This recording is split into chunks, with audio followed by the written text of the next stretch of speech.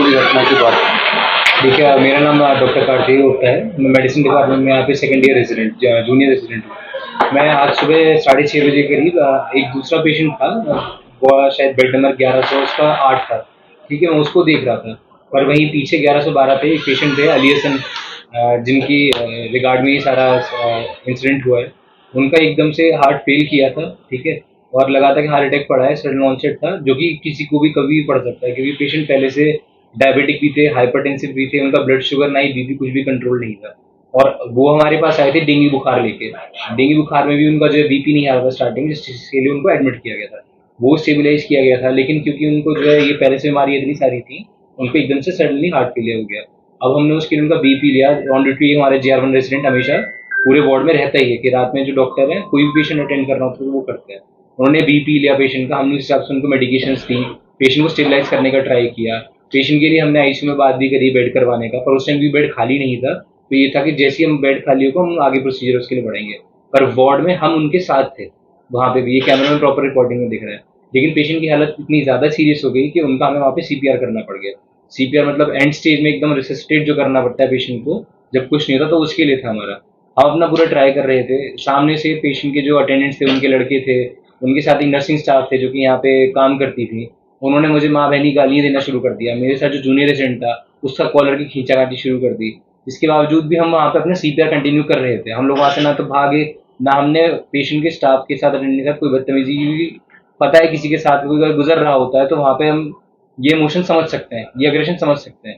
लेकिन अपना CPR करते करते अब जब उसकी मृत्यु हो गई मरीज की हमारे, जिसको हम नहीं बचा पाए, उसके साथ वालों ने, जो जूनियर रेजिडेंट था मेरा, उसकी फाइल फाड़ने की कोशिश करी, उसका कॉलर खींचने की कोशिश करी। वो अपनी जान बचा के भागा वहां से, ड्यूटी रूम में वो छिपा।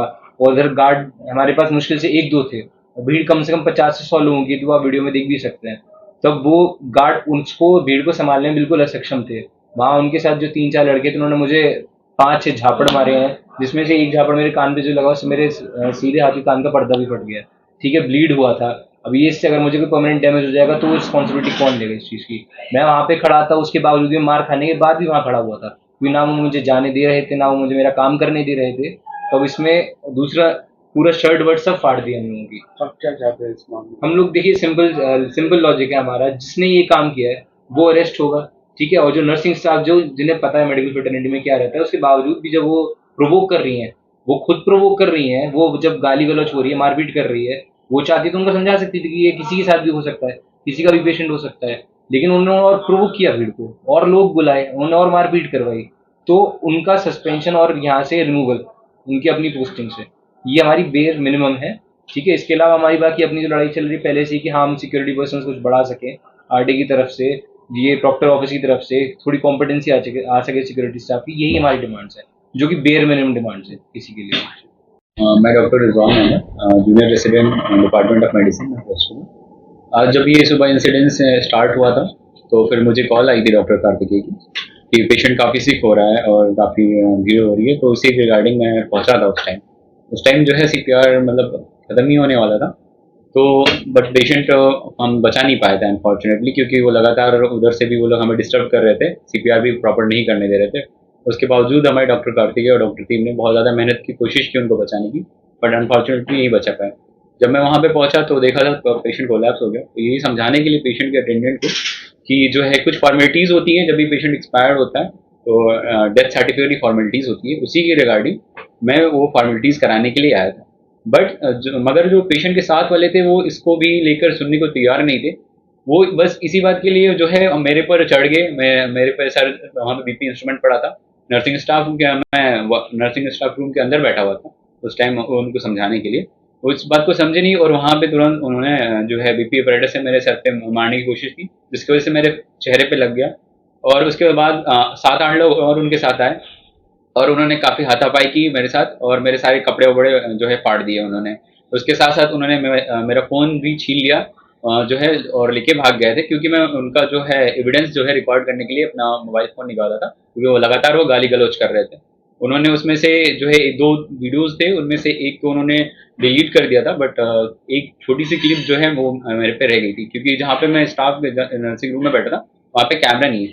मगर उसमें आप देख सकते हैं तो हमारे पास वीडियो रिकॉर्डिंग, उसमें 7-8 लोग घुसे थे कमरे में जो है, और वो लोग लगातार मारने की कोशिश और जान से मारने की कोशिश कर रहे थे। जो भी उनके हाथ में आ रहा था वो लगातार मेरे ऊपर फेंक रहे थे या जान से मारने की धमकी दे रहे थे। इस मामले में कितने लोग घायल हुए हैं? कितने लोग घायल हुए हैं आपको? इस मामले में हमारे साथ जो है मैं, डॉक्टर कार्तिकेय और भी 2-3 लोग हैं डॉक्टर्स, वो काफ़ी सीरियसली इंजर्ड हुए हैं। अपने पेशेंट को लेकर कहाँ से रेफर करते जी, पेशेंट वो यहाँ पे रेफर कर नहीं, वो डायरेक्टली ही एडमिट हुए थे यहाँ पे जेएनएमसी में। वो जमालपुर के रहने वाले हैं, टूटी बाउंड्री के पास।